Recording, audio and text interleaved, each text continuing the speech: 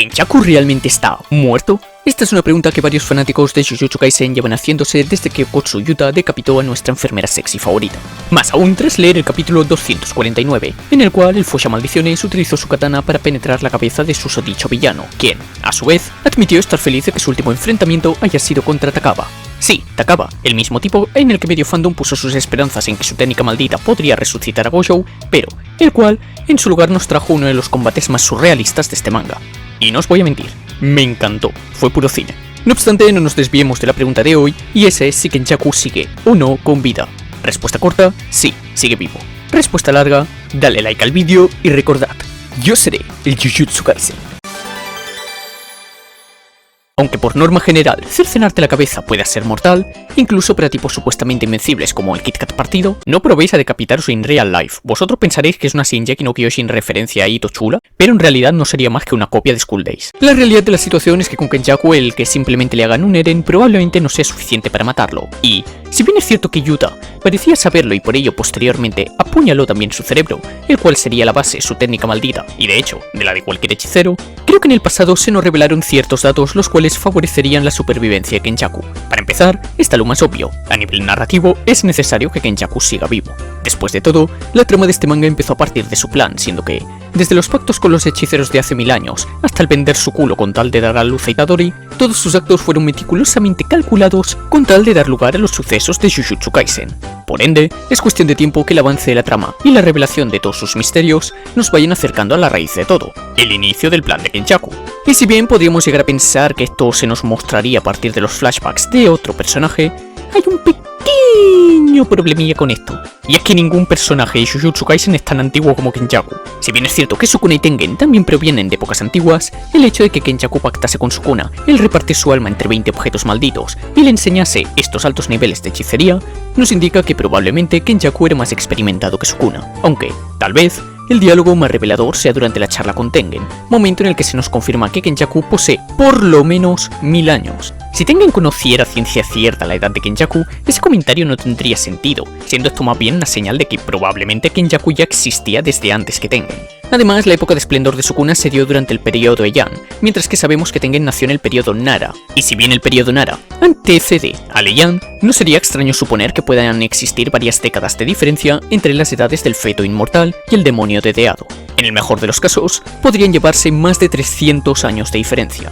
Así que, teniendo en cuenta que Kenjaku es más viejo que Sukuna, y probablemente también que Tengen, el único que podría mostrarnos el inicio del plan de Kenjaku es el propio Kenjaku, además de que Tengen también parece haber valido verga. Después de todo, si el autor tuviese planeado introducir un personaje de la misma edad que el cerebro sin amigos, lo normal hubiese sido presentarlo como un reencarnado durante los Cooling Games, pero se supone que ya todos los participantes estaban siendo cazados por Kenjaku durante los últimos capítulos. Luego el maricón se queja de no tener amistades, y va matando a todos quienes conoce. A su vez, a este argumento quiero sumar la falta de otras explicaciones, como el funcionamiento de la técnica maldita de Kenjaku para cambiar de cuerpos, o incluso su expansión de dominio, además de su supuesta amistad con Tengen y todo su pasado relacionado a los 6 ojos y el recipiente de plasma estelar. De hecho, el propio Kenjaku dijo conocer una verdad sobre Tengen, la cual este estaba ocultando a los demás hechiceros. No obstante, jamás se nos ha revelado aún dicha información que, al parecer, solo ellos dos conocen, reforzando mi argumento de que, narrativamente hablando, es necesario que Kenjaku siga vivo con tal de mostrarnos ciertos flashbacks y explicaciones. En cuanto a lo que mencioné, su técnica y su expansión de dominio, si bien es cierto que le vimos pelear contra Tsukumo Yuki, hay que tener en cuenta dos hechos. El primero es que al parecer Kenjaku es capaz de utilizar las técnicas malditas de todos los cuerpos que posee, razón por la cual Yuki suponía la posible existencia de una cuarta o incluso más técnicas. Sin embargo, a pesar de que Kenjaku debe haber poseído bastantes cuerpos durante todas sus vidas, y que, de hecho, vimos uno de ellos, del cual no conocemos su técnica en caso de que tuviera una, la realidad es que el cerebro comediante tan solo nos mostró 3, lo cual, al menos a mi parecer, requeriría de alguna explicación. ¿Acaso solo puede usar su técnica en un tipo muy concreto de cuerpos, así como Tengen con sus recipientes, y de ahí que muchas veces tuviese que escoger a la fuerza cuerpos sin técnicas innatas? ¿O tal vez sí que poseía técnicas más poderosas pero no las usó por su afán de mantener sus ases ocultos, así como le pasó contra Chousou? En cuanto a su expansión de dominio, más de lo mismo, vimos que usó técnicas relacionadas a la gravedad, técnica innata la cual obtuvo cuando robó el cuerpo de Kaori Itadori. No obstante, la definición de expansión de dominio que se nos dio en el propio manga es la de una técnica de barreras la cual construye el dominio innato de un ser dentro de una barrera imbuida con su técnica maldita. El dominio innato es un espacio mental que todos los seres vivos poseen, incluso los no hechiceros, y en el cual solíamos ver a Sukuna cuando este aún estaba en el cuerpo de Itadori. Es decir, que en principio no debería cambiar demasiado incluso si Kenjaku posee varias técnicas malditas. Sin embargo, el hecho de que Kenjaku únicamente tuviese tiempo de utilizar técnicas de gravedad en su expansión de dominio, nos dejó con la duda de si también podía utilizar todas sus demás técnicas innatas, o, por lo contrario, debería crear una nueva expansión de dominio, esta vez imbuida con la técnica maldita innata que quiera usar. Estoy seguro de que con esto estoy reventando los cerebros de todos aquellos quienes leen Jujutsu así de chill y sin entender del todo las partes más rebuscadas, pero entiendan que este sistema de poder me parece lo mejorcito de la industria y podría pasarme horas debatiendo estos tecnicismos. De hecho, el que Kenjaku pueda utilizar una expansión de dominio sin barrera hace dudar de la propia definición de la misma, pues al no existir barrera, no estarías imbuyendo tu técnica maldita en una. No obstante, la propiedad de golpe seguro sigue estando ahí, por lo que, tal y como hizo Sukuna, imagino que Kenjaku grabó su técnica maldita en el dominio innato extendido, por lo cual no sería imposible que pueda grabar más de una técnica innata y usarlas todas. En fin, tal y como veis, existen muchos tecnicismos de todo tipo que aún quedan por explicar, además de algunos hechos importantes para la trama, razón por la cual no tiene sentido que Kenjaku haya muerto ya, más aún cuando él mismo tampoco lo ha confirmado nunca. Lo único que dijo es que su última vez fue con Takaba. No penséis mal. Sin embargo, sé que muchos todavía estaréis indecisos sobre el tema, pues, más allá de dar razones narrativas del por qué debería estar vivo, lo que queréis oír es un método racional, lógico y bien escrito, mediante el cual el señor Cicatrices podría volver a la vida sin parecer un guionazo. Y, por supuesto, a continuación os daré mi propuesta de cómo podría darse tal escenario únicamente usando recursos ya mostrados en el propio manga y los cuales respetan las normas de la hechicería. Para empezar, ¿alguien podría decirme cómo funciona la técnica maldita innata de Kenjaku? Sí, la de cambiar de cuerpos para así volverte tu propia mujer y así no depender de mentirosas para tocar unas tetas. Efectivamente, nadie. ¿Por qué? Pues porque a pesar de las muchas suposiciones que hayamos hecho sobre la misma, la mayoría de creencias que tenemos sobre su uso de dicha técnica no son más que ideas preconcebidas. Por ejemplo, he visto a mucha gente creer que Kenjaku necesita estar en contacto con un cadáver para así luego usar su técnica. No obstante, ¿alguna vez se mencionó algo así? En realidad no, todos son suposiciones que dimos por correctas una vez nos enteramos de que robó el cuerpo del fallecido Suguru Geto. Sin embargo, si lo pensáis bien, esto no tiene mucho sentido, pues las cicatrices en todos los cuerpos poseídos por Kenjaku demuestran que este tuvo que abrir la cabeza de sus víctimas por alguna razón, por lo que algo hizo más allá de aplicar su energía maldita. Y si simplemente fuese un trasplante de cerebro sin más, esto daría lugar a varias incoherencias. ¿Acaso no muere cuando extrae su propio cerebro? ¿Y acaso su cerebro no se desgasta con el pasar de más de 1000 años?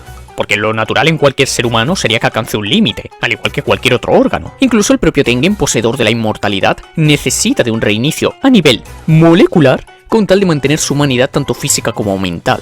Por ello, mi teoría es que Kenjaku prepara sus nuevos cuerpos con antelación. Es decir, ¿recordáis cuando Kenjaku utilizó la mutación inactiva de Mahito durante el final del arco de Shibuya? Si bien toda la atención de los lectores recayó en el hecho de que usó la técnica para manipular los cerebros de los no hechiceros y así convertirles en usuarios de técnicas malditas o en recipientes de maldiciones encarnadas, creo que fuimos pocos los que caímos en algo realmente simple. Kenjaku conoce al 100% la morfología del cerebro, tanto de hechiceros como de no hechiceros. Mientras que personajes como Goshou o el mismísimo Ryoumin Sukuna apenas saben un poco más que los demás sobre cómo funciona el cerebro y la parte en la que están grabadas las técnicas malditas, Kenjaku fue capaz de modificar con un 100% de precisión el cerebro de un no hechicero para así crear un cerebro capaz de ejercer técnicas malditas. Se vea como se vea, la única explicación para este conocimiento es que Kenjaku ya había experimentado con cerebros antes, tanto de hechiceros como de no hechiceros, algo lo cual no sonaría ilógico teniendo en cuenta que hablamos del mismo lunático que hizo experimentos con una mujer inocente para que diese a luz a 9 úteros malditos, y se ganó el título de el hechicero más malvado de la historia. Esto, de paso, justificaría mi queja antes mencionada de por qué Kenjaku no mostró más técnicas malditas innatas, pues es probable que él mismo escogiese vivir en cuerpos de no hechiceros con tal de experimentar con sus cerebros, y así comprender por completo su estructura para el día en que quisiese dar inicio a los Cooling Games. Así que, en resumen, mi teoría es que Kenjaku consigue cadáveres, abre sus cabezas y manipula sus cerebros con tal de adaptarlos al suyo. Luego de eso, les coloca un sello, algo que ya vimos que podía hacer desde antes de absorber a Mahito. Y, finalmente, en cuanto su cuerpo actual muere, su energía maldita es directamente transferida a su nuevo cuerpo, el cual ya tiene un cerebro joven y adaptado, especialmente preparado para ser idéntico al anterior. Al mismo tiempo, eso explica también por qué su cerebro no se desgasta, pues es uno totalmente renovado, dado que, según menciona Sukuna, las técnicas malditas se graban en cierta zona del cerebro, a su vez quedaría justificado el que Kenjaku pueda ir acumulando todas las de cuerpos anteriores, aunque tal vez hay algún límite de espacio. De esta forma, da igual cuántas veces masacres el cuerpo actual de Kenjaku, no podrás acabar con él hasta que no destruyas también el cerebro de su cuerpo de reserva, el cual imagino que debe renovarse cada cierto tiempo, ya que los cadáveres se descomponen. A su vez, estoy seguro de que alguno de los argonautas viendo este vídeo se habrá preguntado: y oye, si de verdad Kenjaku lo que hace es manipular los cerebros de otros, ¿acaso eso no significaría que cada vez que revive, técnicamente lo hace siendo una persona distinta, solo que comportándose de la misma manera y teniendo sus mismos recuerdos? Pues sí, de ahí que él soltase ese diálogo de que se alegra de que su última vez divirtiéndose haya sido con Takaba, pues, estrictamente hablando, aquel que heredará su voluntad es un cuerpo manipulado para ser idéntico a él y con sus mismas memorias, pero no él como tal. En caso de ser cierta esta teoría, Kenjaku habría muerto hace más de 1000 años, y el que conocemos actualmente no es más que un cadáver el cual ha heredado la voluntad de todos los Kenjaku anteriores. Tal y como un cadáver, Kenjaku no posee metas y ambiciones más allá de cumplir con el legado de su yo original, quien quería ver todas las posibilidades de la humanidad. De esta forma, el ser más malvado, retorcido e incluso asqueroso de todo Jujutsu Kaisen no sería una maldición, sino un humano. Ah, y para que se pregunte cómo cojines lo hace el mente babosa para esconder un cadáver, recordad que este hijo de remil putas es el mayor experto en barreras de la historia, solo por detrás de Tengen, por lo que, si el feto hediondo puede usarlas para ocultar su cuerpo real tras infinitas barreras, no creo que sea ilógico pensar que Kenjaku puede hacer lo mismo, incluso si es a menor escala. Y ahora sí, si os ha gustado mi teoría agradecería que deis like, os suscribáis al canal y veáis de paso mi anterior vídeo sobre Jujutsu Kaisen, en el cual utilicé mis conocimientos como arqueólogo para analizar a fondo los orígenes de Ryoumin Sukuna, el rey de las maldiciones. En susodicho vídeo también termino mencionando la probable inspiración detrás del personaje de Kenjaku, por lo que no dudéis en ir a verlo si os interesa saber el posible pasado detrás de este villano. Y por supuesto también os invito a seguirme en YouTube Morado, plataforma en la cual hago directos de 3 a 4 veces por semana viendo anime, leyendo mangas y completando visual novels, además de charlar con vosotros. Tendréis el link en la descripción junto a los de mis demás redes sociales. Bye.